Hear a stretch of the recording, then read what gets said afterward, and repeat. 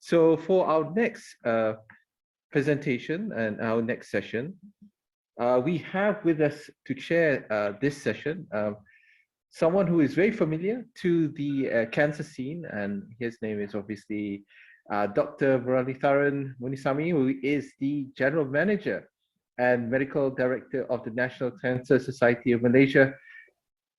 Dr. Murali, I have to say, you've got to be one of the most popular and famous individuals in the cancer scene in Malaysia. Everybody seems to know your name. I don't think it's an exaggeration at all. Oh, and it's really got to do with your remarkable personality, which I think it has so much trust. When people talk about you, it's with trust and confidence. And I'm glad that you are here today to help chair the session for our discussion on how do we actually improve on access to timely and effective cancer treatment. So without further ado, Dr. Bradley, I pass it on to you. Go ahead. Very good morning, ladies and gentlemen. Thank you so much for joining us this morning. My name is Murali, and I will kind of assist in chairing the next session, which I believe has a very interesting and eminent panel of discussants. Please allow me to introduce in I suppose currently alphabetical order the first panelist for this morning is Dr. Anand Sachithanandan. He is a consultant cardiothoracic surgeon and wears many hats. Dr. Anand is the president and the co-founder of Lung Cancer Network Malaysia. This is, I think, the current, how to say, go-to institution in terms of advocating for therapies, patients, and everything to do with lung cancer.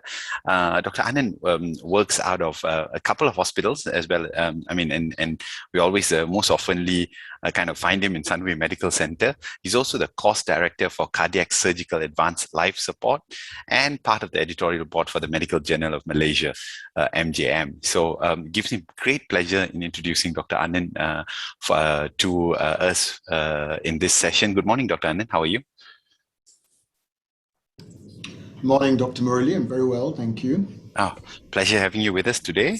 The second person I would actually like to introduce is Professor Dr. Aishah, Binti Muhammad Taib. Good morning, Prof. If I'm just wondering if your picture is on. Can't see Prof as yet. Anyway, again. Oh. Hi, Prof. Good morning. Prof is, ladies and gentlemen, also, Mr. Azrul Tadi very kindly gave like a kind of a few words introducing me. And I think, again, Dr. Anand and Prof need no introduction in the cancer space as well as outside it as well. Prof is a breast surgeon at University of Malaya Medical Center. She's also the head of the University of Malaya's Cancer Research Institute, and Prof wears another hat actually. She wears multiple hats, but one of the more, I think, kind of prominent hats is as Vice President of the Together Against Cancer Association Malaysia, which is a patient advocacy group. So thank you so much, Prof, for joining us this morning. I think both Prof and Dr. Anand have paved a lot of the way for us in cancer. They've done just so much of work, huge body of work. And I'm sure they will be able to share with us quite significantly today. We're also very, very fortunate and privileged to have with us a very dear friend of mine as well, Mr. Harikrishnan Maniam. Good morning, Mr. Hari, how are you? Good morning, doctor. How are you doing? I'm good. It's very coincidental, but we all found out much later that we all used to mandi in the same air terjun. We are all kampung. We come from the same kampung, Kuala Kubu Baru. But this, of course, we all, found that out a long time after we started corresponding in cancer. Mr. Hari is a survivor.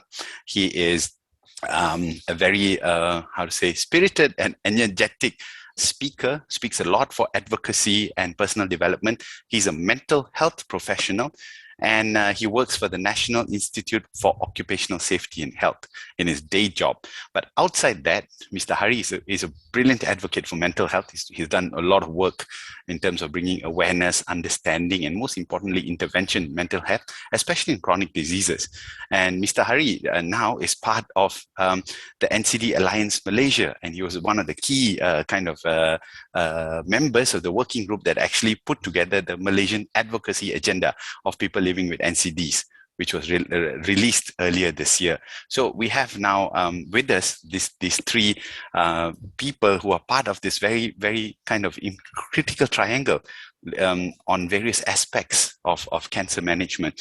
So we're talking today, ladies and gentlemen, about how to improve access to timely and effective cancer treatment. So I'm going to just kind of kick off the session and ask Dr. Anand. Dr. Anand, I'm aware that we have time constraints with you today, but are you okay to take kind of the live questions first, or you want to, yeah, because, yes, doctor, sorry. Thank you for being very accommodating, Dr. Murali. I'm okay to perhaps do the presentation, and then I'm happy to take any questions. I should be able to stay on. Thank you. Okay, lovely. So then shall we just do the presentation first, doctor?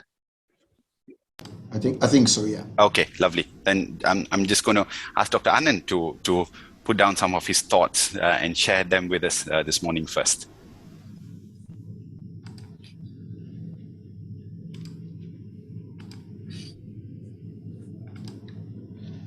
So I hope you can all hear me. Good morning, ladies and gentlemen. Firstly, thank you to Dr. Murali for the kind introduction, and thank you to the Galen Center for this kind invitation, and in particular, Mr. Azrul, the CEO. Thank you for the opportunity to share some of my thoughts and perspective on how we can help to improve the provision of cancer services and cancer treatments here in Malaysia post-COVID-19. The way I see it, I think whatever strategies that we have in terms of trying to improve the provision of cancer services must incorporate these four areas. Whatever initiatives we have, whatever collaborations we plan, it is imperative that we secure adequate funding.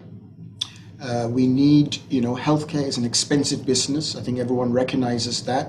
And cancer care in particular is very costly. So we need to get sustained and dedicated funding for provision of effective and timely cancer services. And I'll elaborate more on this shortly. Secondly, I think it's very important that we develop a framework or a platform for more integrated public-private healthcare network or partnership.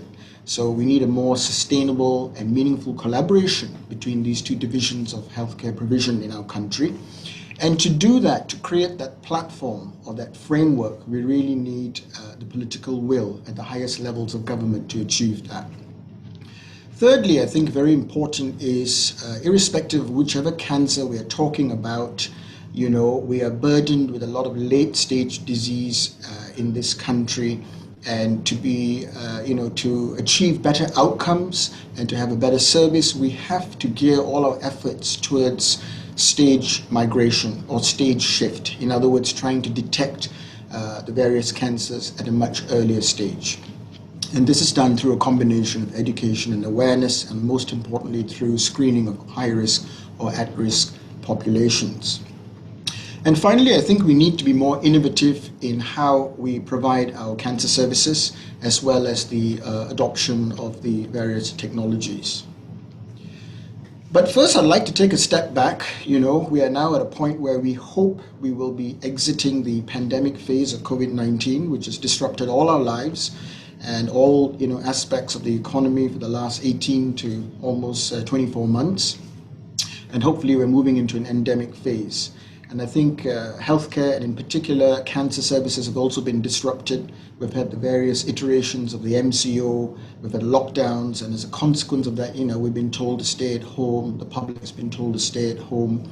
And even when restrictions were lifted, people were understandably reticent to come to the hospital for fear of contracting coronavirus. Because hospitals have been repurposed and because staff has been redeployed, to fight the pandemic, there's been a disruption in the provision of services, from scheduled scans, surveillance and follow-up scans, as well as, elective and semi-elective surgeries for cancer. What does this all mean in real terms is that I think we can expect to see, unfortunately, in the next 12 to 18 or 24 months, an increase in the number of cases of more advanced stage disease. So it's been very disruptive. COVID has also exposed, not just here in Malaysia, but globally, issues about poor governance and really chronic underfunding or underinvestment in the public healthcare sector. But COVID's not all bad. It also provides an opportune moment for perhaps a reset of sorts, an opportunity for all of us to try and do things differently and better in this so-called new normal. And one of the things I think we can all agree on is that it has helped to expedite the adoption of various technologies and the whole process of digitization. In fact, the very meeting we're doing today on this virtual platform, everyone is familiar with Zoom, and perhaps a year or two ago we wouldn't have contemplated any of that. Finally, before I go in and elaborate a little bit more about those 4 key points on how I think we can provide a more timely access to a more timely and effective cancer service, forgive me for reiterating and stating the obvious, but perhaps this is more for the non-clinicians in the audience. We can expect to see more cancer cases. This is happening globally and especially here in Malaysia because we are an aging nation and cancer incidence increases with age. We also have a high preponderance and prevalence of smoking as well as obesity, both are well-established risk factors for various cancers. Another important point to appreciate is that the progression of any cancer from early to late stage is a real concern. It's a serious concern. It does happen.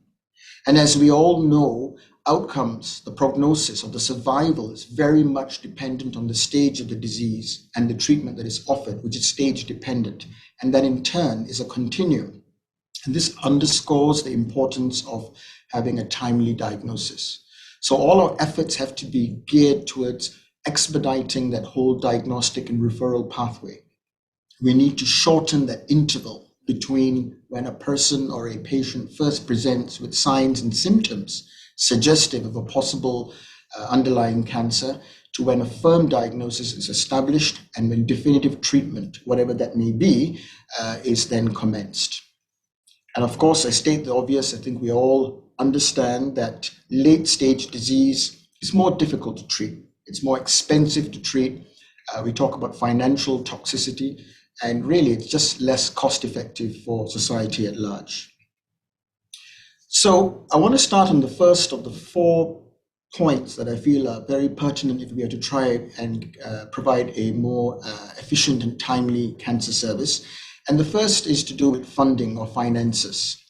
Now, we can see over the last decade that the Ministry of Health public healthcare expenditure has almost doubled from around 16 billion in 2011 to almost 32 billion this year, which looks fairly impressive on the surface, and that translates to almost 80% increase in real terms.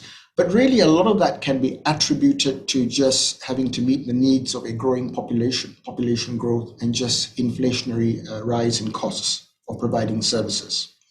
In real terms, our proportion of GDP spent on healthcare hasn't shifted much. Over the past decade, it's hovering around 3.2 to a peak of about 3.7%. Now, as a comparative, we should look at countries like, Japan, South Korea, even in Australia, New Zealand, and developed countries in Western Europe, Scandinavia, even the United Kingdom. On average, these countries are spending around 7 to 10% of their GDP on healthcare. So we are clearly at the lower end of that spectrum, and we need a better budget for healthcare and certainly for provision of cancer services. What I would like to see is an understanding from the government and the various policymakers that cancer services need to be prioritized, and that a certain budget within the healthcare funds is ring-fenced and allocated for the provision of such services and treatments. Just to give a little bit of substance to what I'm saying, there was a study which I'm sure some of you are familiar with called the ACTION study. This was a longitudinal cohort study, which was looking at the financial impact of a first-time diagnosis of cancer of any sort among people in the region of ASEAN. And it was published a few years ago. It looked at about, I believe, about 10,000 odd people and their families. This included about 1,600 Malaysians. And what was very disheartening and alarming to note is that within 1 year of a diagnosis of first-time diagnosis of cancer, almost half Malaysians who were affected, or Malaysian households, experienced financial catastrophe, which was defined as having spent more than a third of their household income on out-of-pocket payments for provision of cancer treatments and services. And obviously, besides the whole financial burden comes the psychological distress as well. In terms of insurance coverage in this country, the data that I have suggests that just over half the population has some form of insurance or takaful, which again sounds not unreasonable. But when we look beneath those numbers, almost 90% are grossly underinsured, which is a mean annual coverage of about 42,000 ringgit, which unfortunately I can assure you doesn't go very far, certainly when you're trying to avail of treatments in the non-government or private sector. So again, what I hope would happen in time is that we could see perhaps some of the government revenues from taxation on tobacco and tobacco products. Some of that could be diverted and ring-fenced to specifically, as a budget to fund the provision of cancer services and cancer treatments. After all, these tobacco and tobacco-related products have been implicated in the pathogenesis of many, many cancers. We also need to be more innovative. Perhaps the government needs to consider more tax incentives, rebates, incentivize the rakyat, the public, to go out and purchase more meaningful insurance coverage, although it'll incur higher premiums, as well as to have incentives, financial incentives for people to go for screening as well. Now, the second point that I want to highlight in terms of a strategy of how we can improve access, assuming we can secure a good funding for cancer services in this country, is the need to develop a more integrated healthcare system. So, almost half, or perhaps more than half, of all the medical specialists in this country ply their trade in the private sector. Most of these doctors and clinicians are experienced, and they would have cut their teeth having worked in government hospitals, in the Ministry of Health hospitals, or perhaps even in university hospitals. And it would be very foolish not to leverage on this pool of talent and expertise and experience, as well as the state-of-the-art facilities that are available in private hospitals. So we need the political will and to create a mechanism, a platform, or a framework to allow for more meaningful and sustainable collaboration between private and public healthcare. And if we can achieve this, then there's a lot that can be done. Some of you will recall recently during the pandemic, at fairly short notice, many private hospitals stepped up and had very meaningful collaboration. Unprecedented alliances were formed. We helped to decant many of the larger government hospitals in the Klang Valley that were designated as COVID facilities at short notice. So this can be done. What is limiting the process is obviously some bureaucracy. We need the political will to do that, and we need funding to make it sustainable. And of course, it has to be done, and it should be done in a transparent and a sort of a fair manner. So if we're able to achieve greater integration, this public-private partnership that is talked about, some initiatives that can be started, for example, without much difficulty, we can identify tertiary hospitals, even in the private setting, that can be identified as a designated cancer center, either in general or perhaps more specifically an organ-specific cancer center. So you could, for example, have Hospital A that is a referral center for lung cancer, Hospital B for breast cancer, and so forth. This can be worked on a sort of hub and spoke model. And this will help to expedite the whole diagnostic and referral pathway. Again, within this framework of greater public-private collaboration, you can have, for example, a one-stop clinic. So if I can just illustrate from my own area of lung cancer, we may have a patient referred from a government facility or a clinic kesehatan with symptoms suggestive of a lung cancer, or perhaps even just an equivocal chest X-ray. And then that person can be referred on to one of these designated centers and go on to be investigated. They may need a CT scan, a biopsy, a staging PET scan, perhaps a staging MRI scan of the brain, molecular testing. And all of this, we should aspire to a world-class standard that we should be able to diagnose, stage, and get a definitive diagnosis and staging for that individual patient within a time frame of about 2 weeks. This is very achievable in the private setting. And if we can create greater collaboration, this can be extended to more Malaysians. What limits us is that lack of a framework, referral system, and of course the finances to do this. Another initiative that can be parked under greater public-private collaboration would be waiting list initiatives. And this could be either to, cut away at the backlog as a consequence of COVID for outstanding surgeries, outstanding scans. There may be diagnostic scans, screenings, there may be surveillance, follow-up scans. And we should think beyond COVID as well. And we need to be more creative and also more open to provision of, cancer services in a more contemporary way in the outpatient setting. Modern chemotherapy, immunotherapies, and even targeted therapies can all be delivered safely and effectively in an outpatient setting. And that leads to greater or better patient experience and frees up more capacity for inpatients or inpatient capacity to deal with sicker patients and more complex cases. The third point I would like to highlight relates to this issue of stage migration. So as I said at the start, in this country, we are burdened with late stage disease. Again, if you would forgive me for using lung cancer as an illustration, I have a chart here at the bottom of the slide, and you can see that our most contemporary data from the National Cancer Registry suggests that at the time of initial diagnosis here in Malaysia, almost 95% for lung cancer, men or women, are being diagnosed in stages 3 and 4, locally advanced and metastatic disease. And as we all know, late stage disease is associated with a worse outcome. Despite all the innovative advances, most of these treatments are still non-curative, and it's expensive to treat as well, so it's less cost effective. So we need to try and shift that curve. We need to try to what is referred to stage shift or stage migration, and detect more people for any given cancer at an earlier stage when it is more amenable to treatments with a curative intent. How do we do this? 2 ways. Firstly, we have to continue to do the good work many NGOs are doing, including my own NGO, Lung Cancer Network Malaysia. We've got to keep, persisting with education, awareness, advocacy, so that the general public and our colleagues in primary general practice in primary care are very cognizant of the fact that patients or people who present with certain signs or symptoms or a certain risk profile, they need to be investigated swiftly. So we hope that with greater awareness and education, more people will refer themselves to the relevant specialists or even to their GP for an assessment.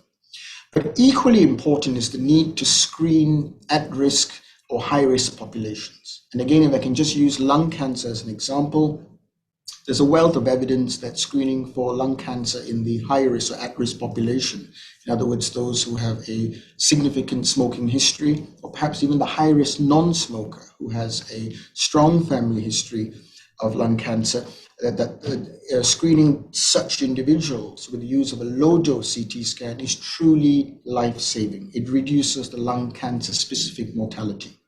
And, we are going to also have earlier stage disease that can be treated more effectively. It translates into better survival, and it's more cost effective. So this, I feel, is very fundamental to any future strategy or initiative in terms of trying to improve cancer services.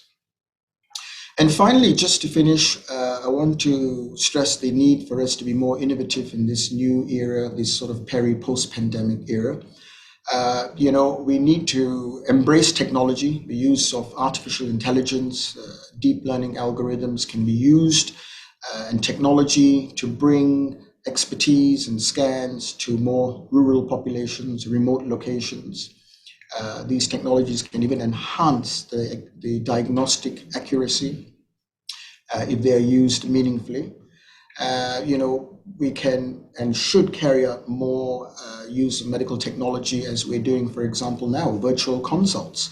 So, we can have more patient-centric, multidisciplinary tumor board meetings. This can be done involving clinicians or experts from outside your own institution, even in the region and outside the country, on a virtual platform, not dissimilar to what we're doing with today's meeting. Telemedicine, remote consultations can be done for patients in and out of the country. It can be a very painless way to triage patients and try to ascertain who needs to be seen early, who can be seen at a later date, and so forth. And the end game being, we need to try and expedite that whole diagnostic and referral pathway to get the patient with suspected or confirmed cancer in the hands of the relevant specialists. So in conclusion, ladies and gentlemen, just to reiterate, these are the 4 key points. I think we have to fight and work for better and more sustained, dedicated funding for the provision of better cancer services. This has to be ring-fenced and protected for all cancer services and cancer treatments. We need to have the political will and leadership to create an appropriate platform or a network to allow for greater integration of the public and private healthcare sectors, so that we can leverage on the expertise that is there in the private sector, as well as the state-of-the-art facilities. We need to push the agenda of screening, as well as continue advocacy and awareness and education programs. And in doing that, hopefully over time, collectively, we can help to shift the curve and achieve greater stage shift or stage migration and detect earlier stage disease. And finally, we need to be more innovative in how we provide and deliver cancer services and treatments, use technology, AI, use telemedicine, provision of services on an outpatient basis. So these are some of my thoughts on how we can try and improve access for a more timely and efficient cancer service. Thank you. Thank you so much, Doctor. As usual, I think what you've managed to do for us is put a really highly complicated set of issues into very succinct kind of points, and more importantly, a lot of, I think, very interesting suggestions and very actionable points that we can use to move forward. Now, question is, as you quite rightly put, I think on the second part, there's just a new need for a huge amount of political will that has all continuously been a challenge, and I think it will continue to be a challenge.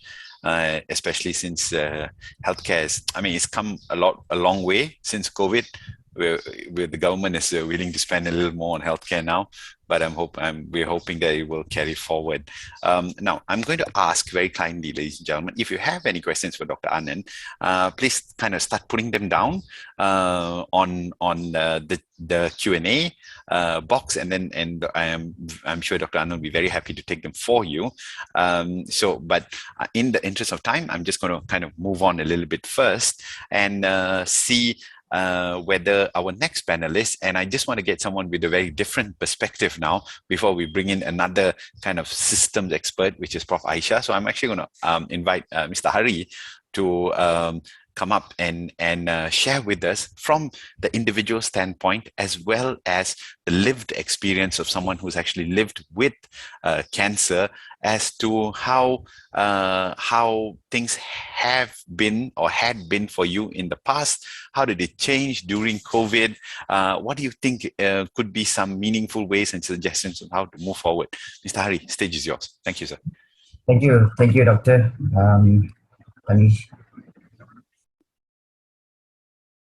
Okay, good morning to all the dignified members of the medical fraternity. Today, I'll be sharing from the perspective of a patient, right? So it will be a different flavor for a while. I hope you can enjoy my quick journey here, 10 minutes presentation from the perspective of a patient. Just allow me to share screen.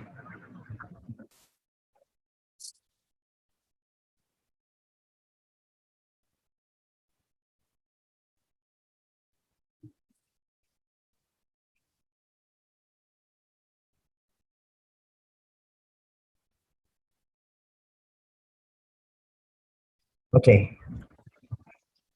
So quick introduction about myself, Harikrishnan Maniam.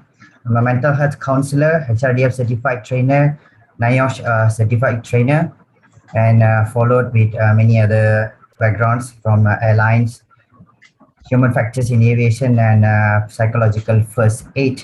But the profile that really matters today for this conference, I'm honored to be part of this conference, and thank you to Galen and especially to Mr. Azro. The profile that matters today that I've experienced the whole foundation of discussion today. I brand myself as cancer victor rather than cancer survivor. Okay, I do not oppose the word cancer survivor, but I do encourage my fellow comrades that we are not cancer survivors. For those who have recovered successfully, we are no longer surviving any disease, just like heart attack survivor or even a car accident survivor are not branded as a heart attack survivor or car accident survivor for the rest of their life, but rather feel good about it. It is something that you have endured because it is something like a marathon. Not everybody can finish the run, right? So it was non-Hodgkin's diffuse large B-cell lymphoma, and of course everybody here knows what it is. And I would like to highlight the financial aspect of it first. Okay, I was featured in the media. Okay, reason why, as I'm speaking, I feel the burden representing the rest of the cancer patient and survivor of the nation to address some few important points, beginning with finances, right? With help and connection with some friends, I managed to get into the media to pledge for fund. Yes, I did not have the funds to pay.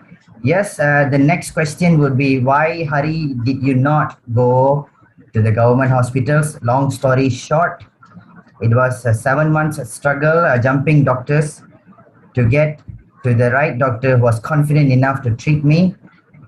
By the time I get the right treatment at a government hospital, I was given the earliest date 3 weeks from the day I was found to be diagnosed with this disease. So it was found that every hour that I'm perishing, I think if I did not took the option to go to the private hospital, I may not be speaking to you today. Yet, not everybody has the connection to do this type of pledge to public in order to gather funds to finance this expensive disease, right? And we can see more and more rakyat from the B40 groups are getting supports from media to advertise their situation. And as I can see, this is frequently bringing the medical industry into a bad light. And it was a different journey, a journey that made me shift whatever future plans that I had for myself to change to a different path. It took 2 years to fully recover, and definitely have changed me to a different man. Along the way, I did not wait. I think I found some solutions which was not in place. I thought it would be helpful for my fellow other comrades. I start to visit as many patients who are in treatment as possible. I think I have come across 150 of them. I tried to share whatever techniques and tips that I have, and always encourage them, please believe in our medical system. Please go get the medical treatment at proper hospital, and do not really 100% rely on alternative treatments. We are not ready yet for that. So let me get down to the point here. I would like to begin how the journey of a patient starts. The journey starts from the announcement from our oncologist or hematologist or doctor specialist when we get to know the news. So, ladies and gentlemen, please do not mistake me. I have no intention to teach the professionalism that you are practicing at the moment now, but just a perspective from a patient, a former patient, a cancer victor, that things could be better if it is done this way. I understand that doctors are allotted between 7 to 20 minutes for each patient, which is a very short time to access the empathical elements of announcing a very important or a life-changing announcement to a human being.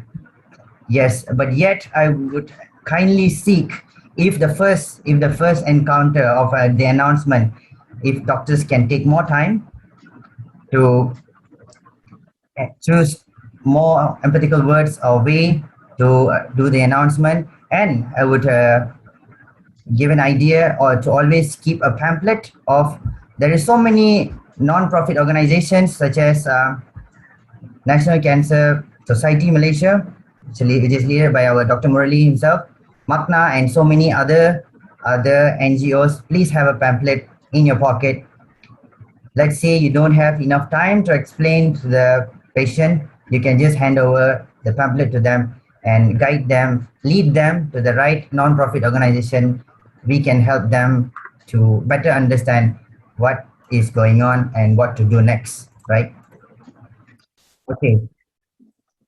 Now, once that is found, the mental breakdown happens for a patient. So this is the moment, the time that the patient needs to understand, and the caregiver needs to understand, and then doctor also needs to understand. The cure is when patient, doctor, and caregiver works hand in hand. The cure happens in this point. I always share the credit. Sometimes I am too much taken up to the high pedestal, saying that, Hari, you have a very strong willpower. I do not take that credit, because if there is no caregiver, there is no cancer survivors on this planet. And there is no doctors, there is no cancer survivors on this planet. So the cure happens when all three of us work together. Now, ladies and gentlemen, let me explain a quick framework that I came up with. What parallelly happens to the patient, doctor, caregiver, and support services at the same time. And if we are in the same page, we can increase the efficacy of curing cancer, right? So this is touching to the non-medical parts, right?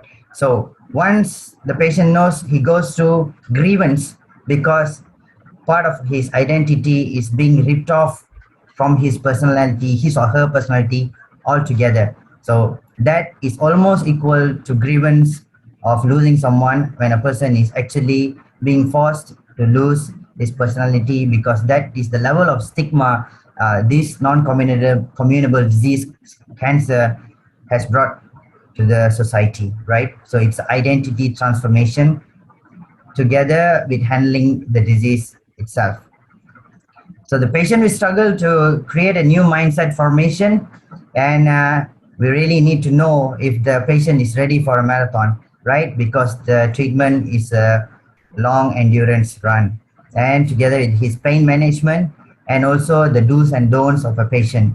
We do not want to go deep into that today. And on the other hand, the doctors, this is my assumption, ladies and gentlemen, this is my personal assumption based on experience. I assume that the doctor would use all his or her expertise to create the most suitable treatment plan according to the patient's condition, assessing the patient's endurance, both physical and mental. And the other part, I see some doctors do this, and it comes up with very useful information for the doctor to make further decisions, which is encouraging the patients to write journals. I did that. My doctor encouraged me to write journals. I wrote about 484 days of journal, which helped to see the pattern, or do blog, voice recording, or even do photo logs, right? And encourage patients to speak to other patients from legit support services. Yes, the patient needs to know from another patient to get more confidence, and like everybody, we need to see to believe. The caregiver must be mentally and physically ready. So the commitment is too high on the caregiver, because they will be spending a big portion of their life for the patient's recovery, right? They will be responsible for the daily protocol of the patients. diet, rest, and also mental health. This caregiver, be it a person or a whole family, must be equipped with strong resilience to go through the emotional and physical roller coaster. I always believe when it's about cancer, it's not only the patient that is going through the situation, but the entire family goes through it, right? It's a journey of almost 2 years of being in one uncertainty that we may or may not have this person for too long, right? And for caregivers, they always have to remember that they are the most important component of healing for the patient, right? And I should not miss another important component, the support services. They are coming up with so many solutions, like also what is happening today, the conference that is happening today from the Foundation of Empathy to make the cancer cure and services for all the patients better in this nation. So thank you for all the support services, the mental health services that they are giving, the counseling services that they are giving, the platform to form support groups for different types of cancer, the breast cancer group, the lymphoma group, the lung cancer group. There is support groups for each and every types of cancer. Without support services, this may not have been possible. They uphold the rights of the patients like what we are doing right now. I'm very grateful for that. The classes and seminars, the yoga classes, the drawing classes, the art therapy classes, all these micromanagement classes is very, very useful, very, very valuable, and very, very important to increase the positive element of surviving cancer. So they are keep encouraging the society that learning is the first step of cure. So this is a few coping mechanism protocol to enhance healing that I strongly suggest to every other patient that I get to counsel, right? First, that I would like to suggest to the fraternity that I've gathered today is let's come up with a smart exercise. Okay, people who wants to body build, people who wants to be athletic, who are people who are in the sports, they get fitness trainers. And I thought, why not cancer patients should get fitness trainers as well. Fitness trainers who can work hand in hand with the doctors to understand the patient's condition and to understand the patient's fitness level. This is more like talking about physiotherapy exercise. We are not asking the patient to run, no, but they have their own capacity. I'm talking about if the person is bedridden, sitting up straight is one exercise, right? Sitting up straight 10 times, 10 repetition is some exercise there, right? But would they do it by themselves? So it would be much, much better if a fitness trainer who understands this condition in place, right? And the next suggestion is on the yoga and meditation. The science of yoga, meditation, and breathing exercise goes deep, right? I do not want to go too deep in explanation in this part, but yet this part really, really prepares the patient before each treatment, each session. Let's say chemotherapy, before each session, there is an interval. So in that interval, if they practice these two practices, yoga and meditation, it prepares them for the next session and it avoids the postpone of any session, and they can complete their treatment in time. Sound healing therapy, on the other hand, right? We have many research proven evidence that specific sound frequency is able to transform cell expression. So ultimately, it activates production of a good brain chemicals, which is responsible for happiness and peace, such as dopamine, oxytocin, serotonin, and endorphin.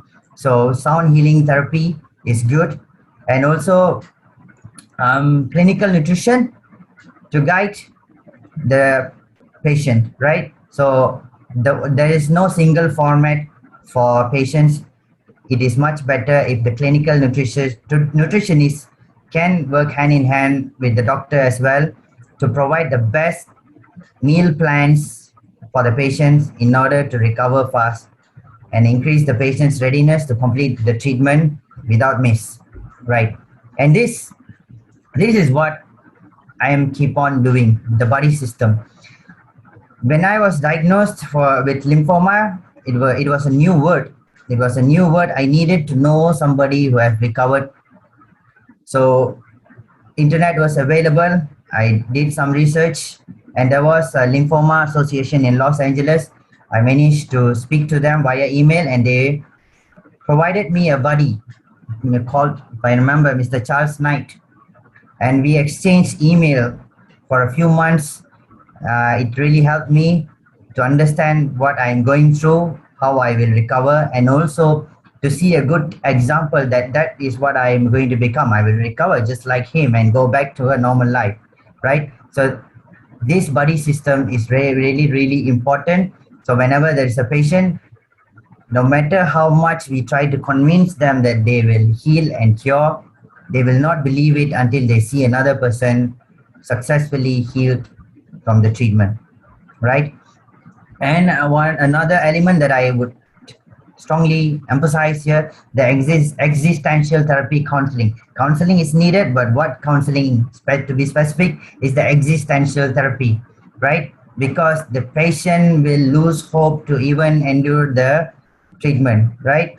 He or she might be having existential dilemma. What is life? What is death? Why am I even going through all this? So who can help with that? Counselors who are expertised in existential therapy can help them, okay? Because if they are continuously tied up into this dilemma, they are only activating their fight or flight system in their body. They are preventing their body to heal from even the not the cancer, but from the treatment itself. If they are continuously in this way, it will reduce the chances of healing. And this type of counseling, diet, sound therapy, body system, yoga, meditation will expand the time, the duration of their mode to be in the parasympathetic mode on daily basis for more hours, for longer hours, which enhances healing. Ladies and gentlemen, I knew that I was doing something right here on the day when I get a call from a general practitioner, not mentioning names. He was a doctor on a cruiser ship who owns the clinic in Mount Kiara. I got this call, Hari, I got your number from a friend. I would like to share something. I am diagnosed with lymphoma. I know I'm a doctor. I know what the treatment does. I know how the treatment is going to help me, but please tell me, how am I going to heal from the treatment? How you did it? Because I'm not confident enough to take the treatment until I really understand. So long story short, I just shared with that particular doctor about Dr. Robert Zembrowski, okay, who was also a non-Hodgkin's lymphoma victor himself.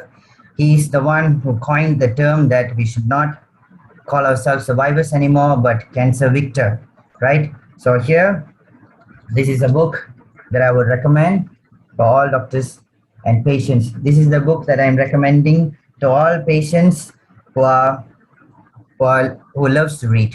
It's much better. There's so much tips on whatever area that I've covered so far.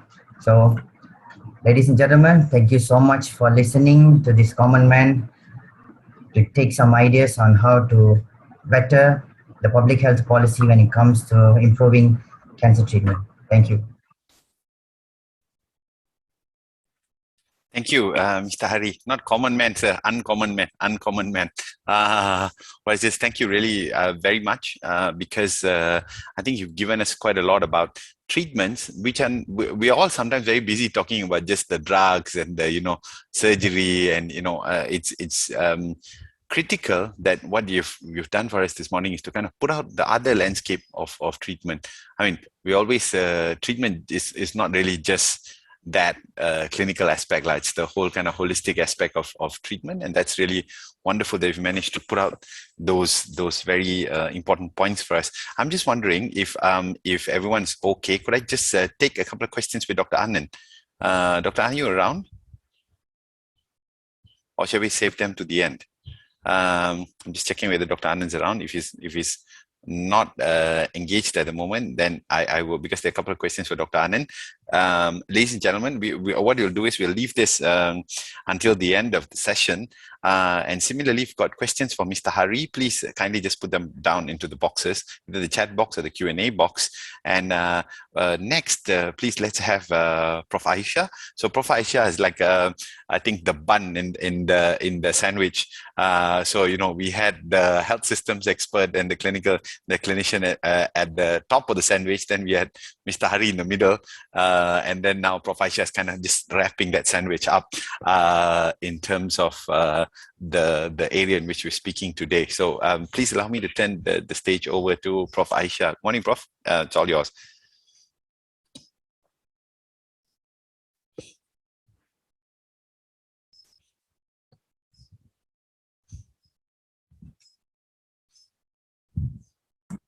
Prof, unmute, Prof. Mute. All right. Can you see my slides? Yes, Yes, we can. Okay, fantastic. So thank you, Murali. I don't know how to be at the bottom of the bun, but I suppose I could try.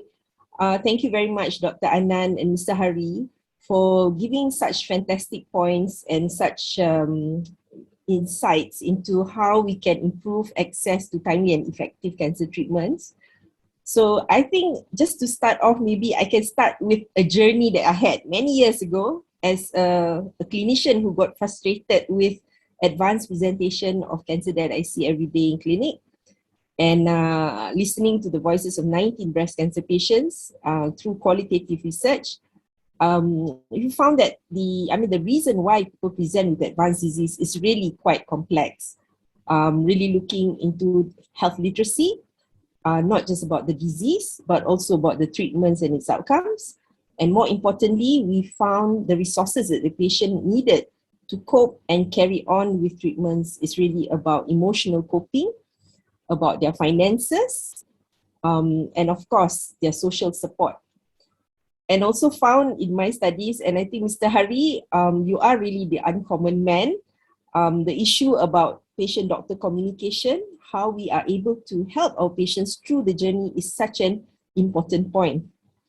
And also knowing that really the patient goes through multiple checkpoints, if you may say, and all these checkpoints are potential points of delays. So really, I don't really need to say any more about the disparities in the delays, access, affordability, treatment adherence, which Dr. Anand has very nicely put into perspective. So maybe I could share a little bit about projects that may really improve the quality and the access of cancer care. So just to share with you, Together Against Cancer is an association in Malaysia made up of cancer survivors as well as doctors and supporters. We are really looking into the issue of treatment access. We have held many educational webinars, for which I think Azrul was very fundamental in educating us about advocacy. And now we hope that we could actually bring the voices of patients who really have problems with affordability of treatments. So I think you may have heard about the Malaysia's Greater Petaling joining the global movement of cities in the City Cancer Challenge. This was announced in 2019 really, when we won the bid for the Greater Petaling City. And any information that you would like to find out further about the Greater Petaling City Cancer Challenge, you can contact our city manager, Mr. Derek Chan. That's his email over there.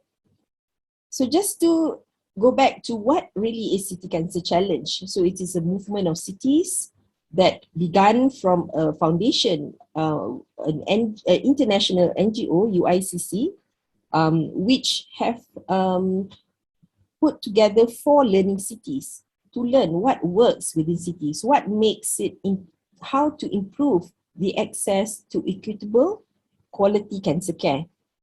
And there is a framework that they have come up with through the learnings of the cities. And we are actually the 9th city, but the 2nd city in Asia that has joined this movement. And the last city to actually enjoy the privileges of the challenge city. Because after this, all the cities will be known as the city of tomorrow. So leveraging on these partnerships with local and global partners, we should try to improve the access to equitable cancer care.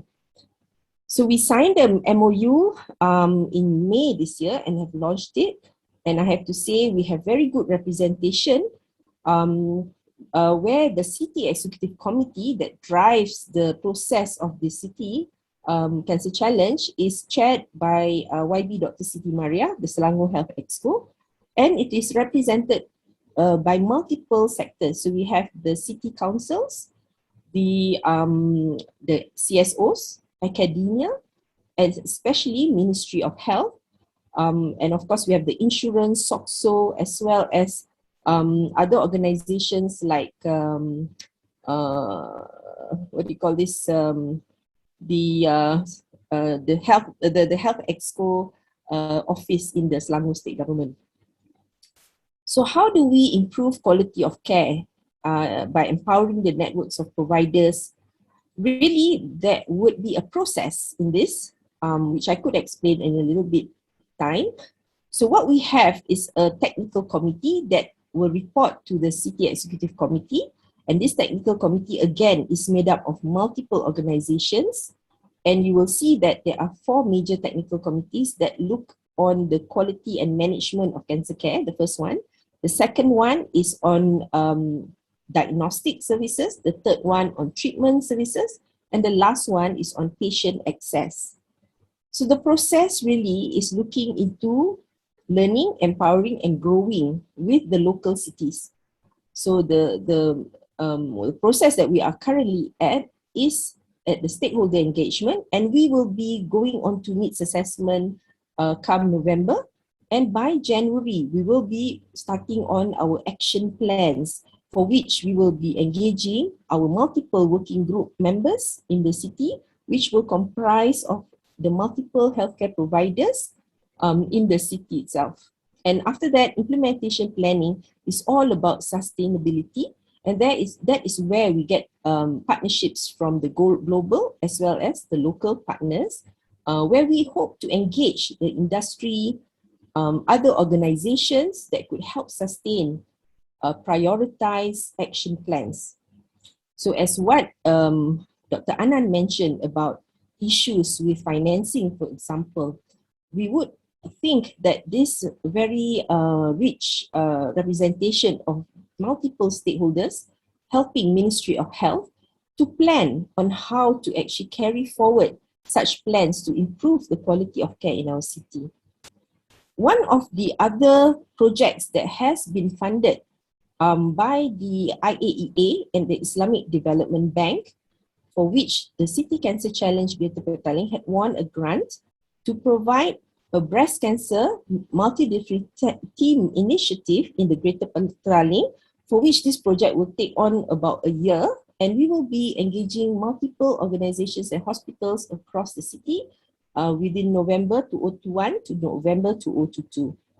So harnessing on the tele-echo by the University of New Mexico, we will be engaging partners, and hopefully together by learning from each other, from central tertiary centers to even the primary centers, primary care centers, we are able to provide this network and expedited diagnostics as well as treatments for our patients. So before I go into what the global scene is, really a lot of people have actually criticized why did we choose the Greater Petaling, the place which had something like 60% of the total oncologists in Malaysia.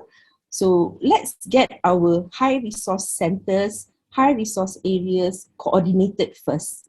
If we do that well, I think we are we are able to even sort out and support the whole country. And also it provides that framework on how we can actually duplicate this activity in other parts of the country. So just to share with you, since October is the Pink October month, you can see from the Global Can data that breast cancer has now overtaken lung cancer. Well, not to say anything, Dr. Anand, I think both cancers require massive attention. But one of the very important initiatives that was announced this year by WHO in March 2021 is to reduce the global breast cancer mortality by 2.5% per year until 2040 thereby averting an estimated of 2.5 million deaths. And through these three pillars, which is the health promotion, timely diagnosis, and comprehensive treatment and supportive care, they are going to engage all the global partners. So in Malaysia, a lot of our people are actually involved in this exercise, and we hope to bring some of this innovativeness into Malaysian scenario as well. So just to share, how do we improve the quality of care and how do we improve things in our hospital? So I think we in the hospital, University Malaya Medical Center, as well as Faculty of Medicine, when we train our Masters of Surgery candidates, so Dr. Liu is actually a Masters of Surgery, sorry, it's not MSc. So this person is going to learn how to implement an in-hospital financial counseling team to improve adherence to treatment among breast cancer patients. So we are actively teaching our master students to It's do 12 quality o'clock. improvement projects through quality improvement frameworks that are already there. As what Dr. Anand mentioned, there are frameworks available. We just need to look at them and follow them and be guided by them to really improve the care. So one of the successful projects that we've done is to actually improve the way we report and collect data in UMMC when we see our patients. That means we are looking into point of care reporting of our patients as we see patients, because as what Dr. mentioned earlier in the first session, Dr. Aruna mentioned in the first session that it's the difficulty is to get the data at the primary time, at the time where we see the patients, because once we have to delegate it to someone else, the data may be inaccurate and the data may not be captured at all. So what we are planning and we are actually doing right now is doing the transfer of the requirements. We have completed requirements which required engagement of like 21 units of people in UMMC that treat cancer patients, and to use their expertise to ensure that our EMR is responding to the needs of how we can report to National Cancer Registry. So this includes coding, ensuring that our diagnoses are coded accordingly, according to what the IKN and National Cancer Registry standards are, as well as the IAP standards of reporting are built into our EMR. And we will be hoping to produce back-end transfer of registry data to National Cancer Registry without having to rewrite those forms or re-entering into the data portals that the Ministry of Health has provided. So this work is we're not able to do this without our collaboration with the National Cancer Registry, Ministry of Health. So there are many other things that I think students have done in the past, and one of it is one of the PhD students who have actually looked into the details of what we need to actually collect to ensure the timeliness of breast cancer care anyway. So we have come up with a model, or the breast cancer care timeliness framework, that actually measures the timeliness intervals and the sub-intervals, and what are the important dates that we should be recording as we see our patients. So I don't think we have so much time to do this, but suffice to say that from this study of 6 public hospitals, we may not be doing too well in terms of the median intervals. So people are presenting within 2.4 months, but if you look at the range, some people present after 10 years. Referral interval, the median is about 8 days. Okay, but the diagnosis interval, you can see that we will be able to diagnose within 26 days, but the range can be a bit scary. Some people may get a resolution of diagnosis after 9.3 months. And of course, the treatment interval to the primary treatment median is about 3 weeks, but you can see the range can go up to 7.2 months. So you could see in this slide that the presentation delays of people presenting more than a month is about 35%.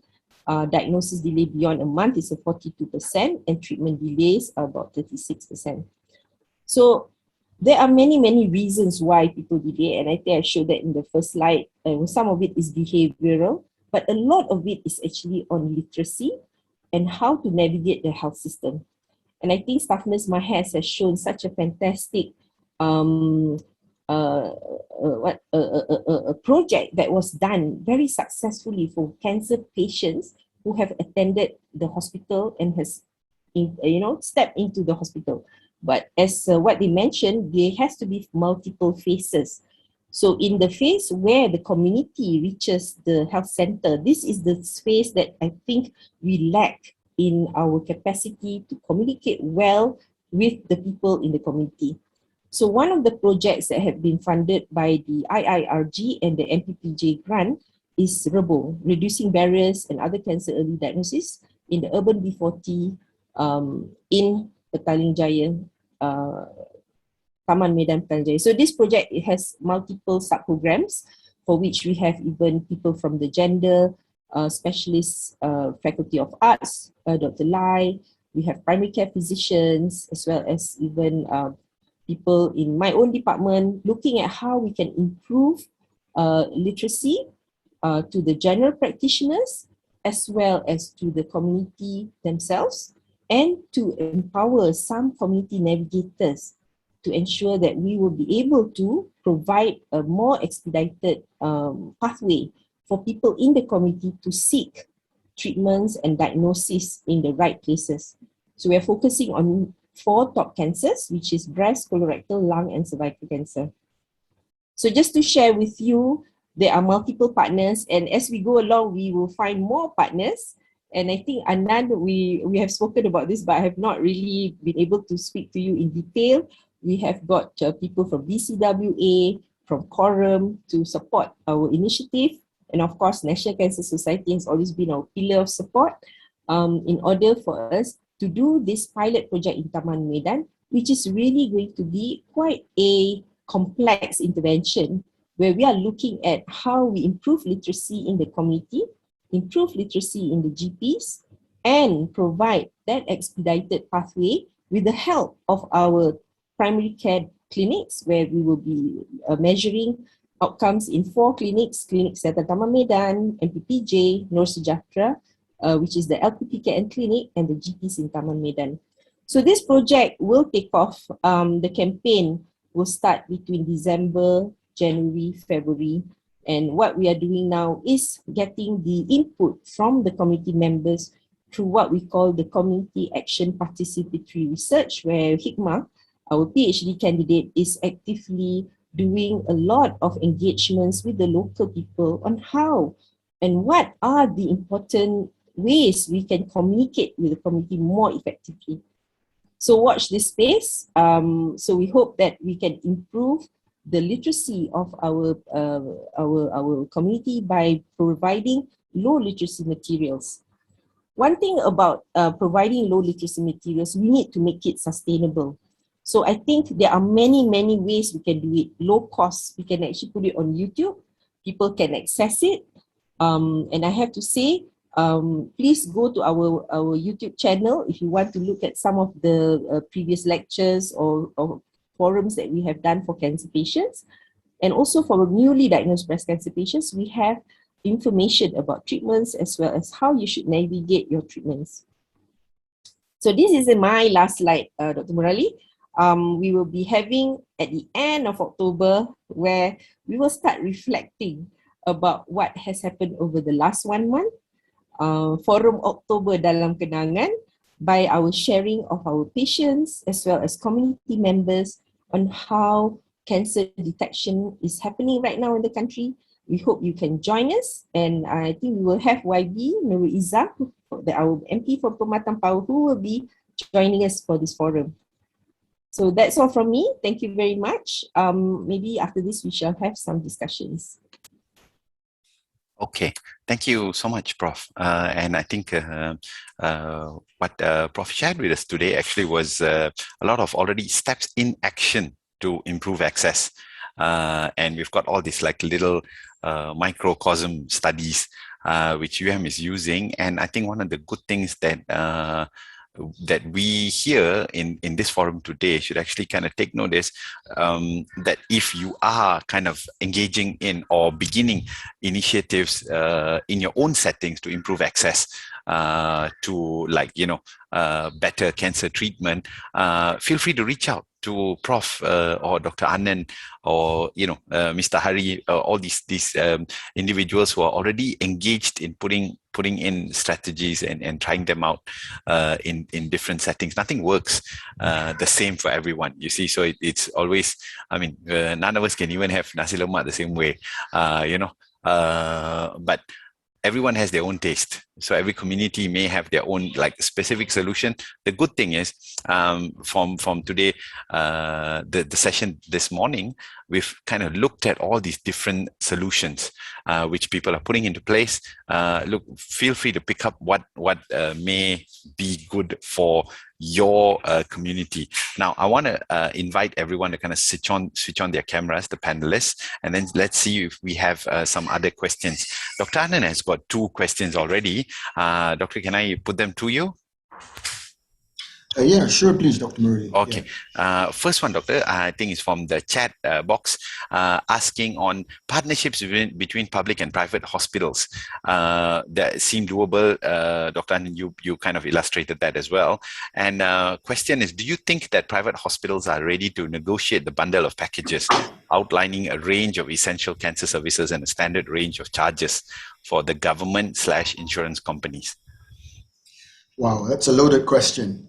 But it's a very fair and pertinent question. I mean, obviously, I can't speak for all private hospitals and private practitioners, but what I can say, what I do feel, Dr. Murray, is that we have shown recently, right, as a consequence of COVID-19, unprecedented collaborations, public and private hospitals working together for the betterment of Malaysians, and we should.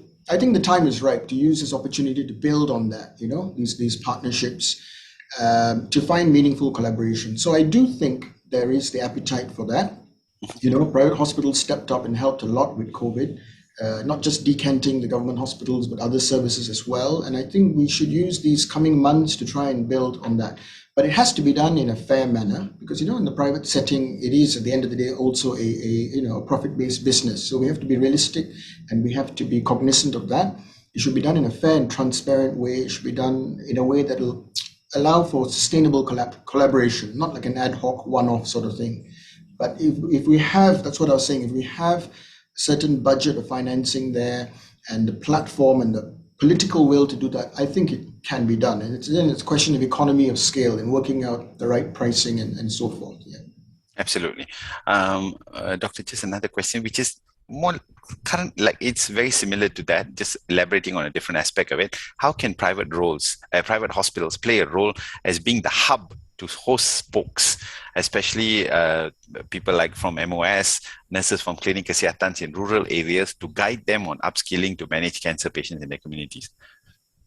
I mean, that's another great question, and it actually excites me to hear a question like that, because when I'm talking about hub and spoke, so, maybe just very briefly. So for example, we can, you get better integrated partnership. You identify hospital A or hospital B as a designated so-called, maybe we won't use the term center of excellence, but as a designated cancer center. It could be for certain cancer types, or it could be specifically, say, for lung cancer or breast cancer. Within that whole service must include, as the questioner has rightly asked, it's not just providing services and tail end high expertise, but we should be educating our colleagues, the medical officers and those in clinic kesihatan. I completely agree. So we can run workshops, we can have forums, either virtual or even actual physical forums, to help with upskilling and that exchange of knowledge, so they know when they're in the district hospital or in the clinic kesihatan, they know when to refer a patient on, and perhaps we can cut through a lot of that, and we can have a one-stop clinic. So if they encounter a patient, say with suspected breast or lung cancer, they know they can refer to this designated hospital, no questions asked. If we have the mechanism in place, that patient is quickly in the hands of a relevant specialist and gets worked up, and that's what will lead to a timely diagnosis. So as part of that, definitely education of the medical officers and the nurses in clinic kesihatan and in the smaller,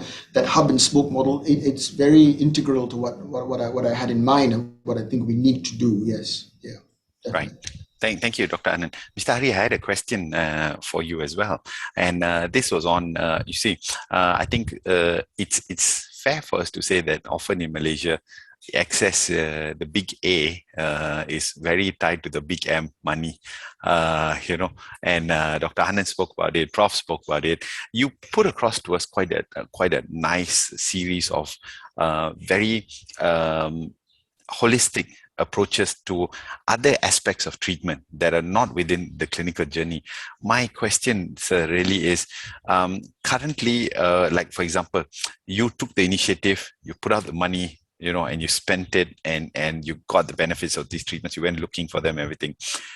Any idea, any thoughts on how do other people get to this in a way that's economically feasible? How economically feasible? That's an area that I'm still exploring as well, if we can come up with a mechanism. Because all the coping mechanism that I spoke about, if we look at it as professional services, it's expensive.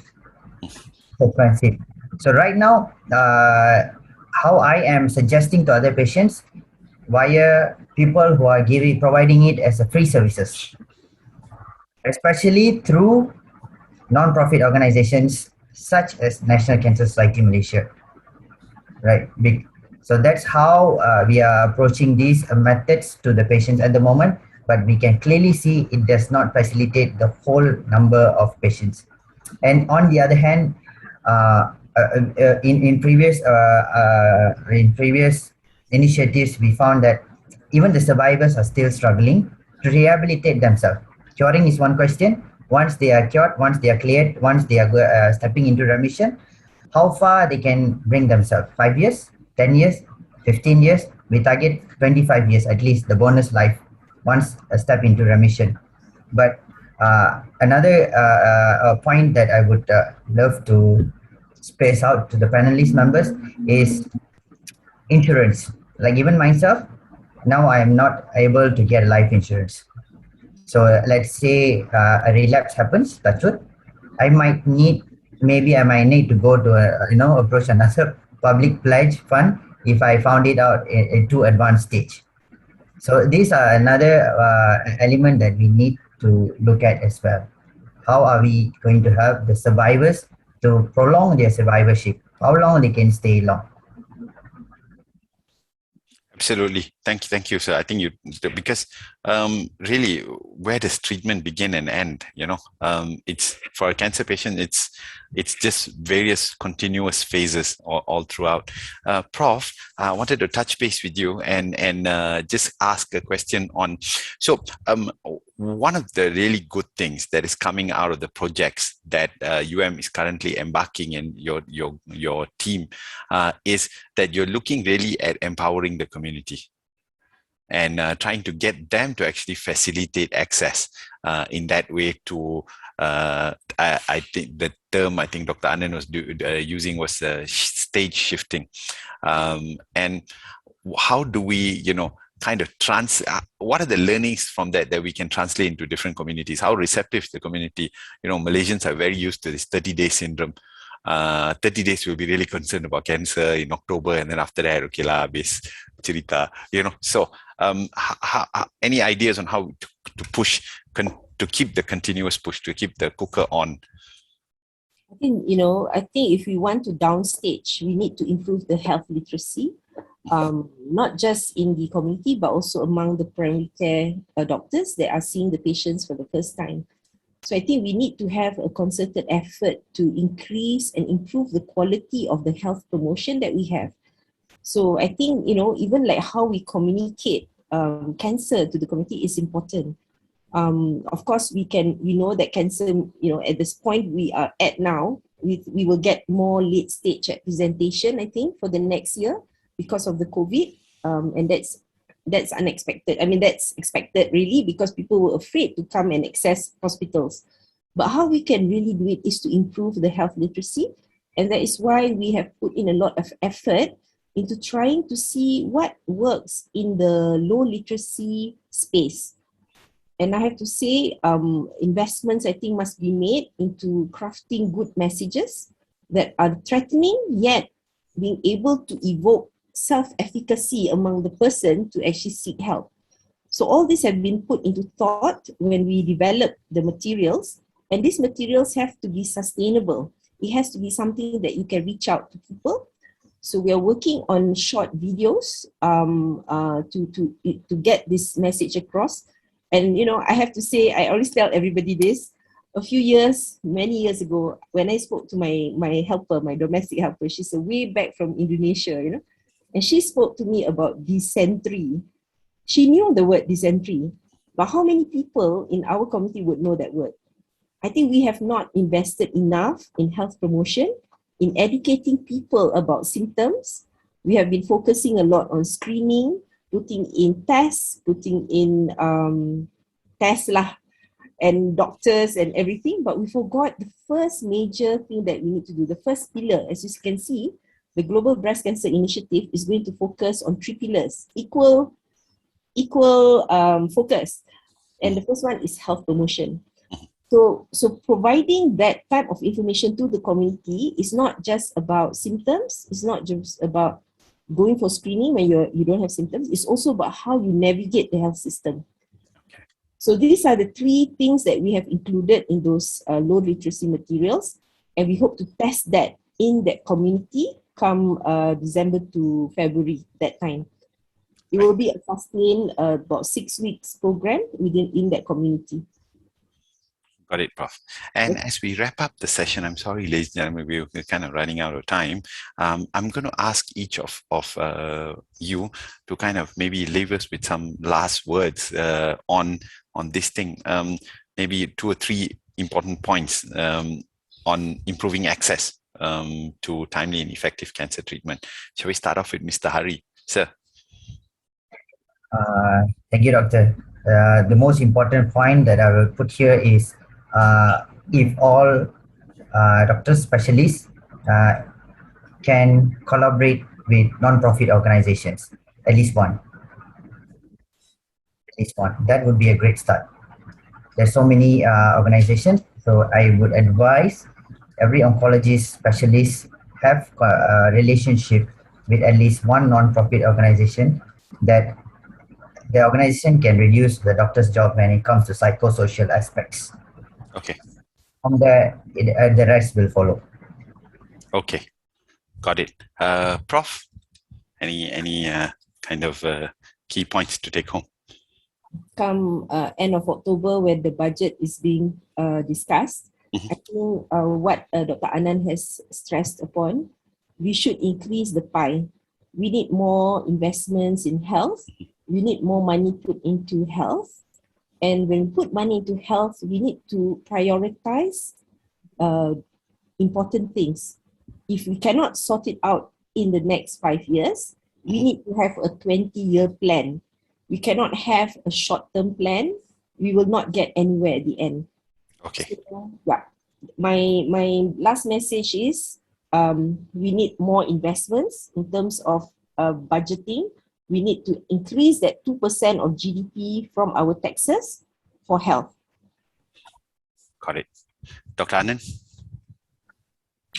I think Prof. Aishah has summarized very succinctly what, similar thoughts, all and similar to what Mr. Hari has said, the passion is there, the expertise is there, whatever initiatives, collaborations, partnerships, we need, dedicated funding. And it has to be sustainable so that we're in it for the long haul.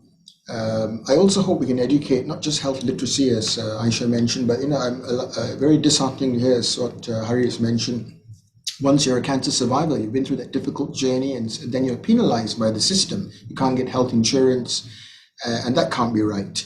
And the vast majority of people who do have insurance are grossly underinsured. So there has to be more honesty in the system, including from insurance players. People need to purchase meaningful insurance so that you and your family are protected, and you can avail of the treatments, which are very costly. That is the reality. So I hope, everyone's got to work together in the system, but unfortunately, finances drive a lot of it. Yeah. Right. Absolutely. Thank you so much, Dr. Anand, Prof. Aishah, Mr. Hari, for spending your Saturday. And ladies and gentlemen, thank you so much for joining us in this session. And I hope we all got quite a insightful, set of comments, points, take-home material that we can use to improve access in our own settings to timely and effective cancer treatment. Thank you all. And I think Mr. Azrul needs to get a picture. Thank you, Dr. Murali. Thank you to all our speakers. Thank you so much for such an interesting session. We had a multi-dimensional conversation there concerning the different aspects of cancer care and definitely trying to ensure that we all get that kind of treatment that's necessary for us to treat our needs.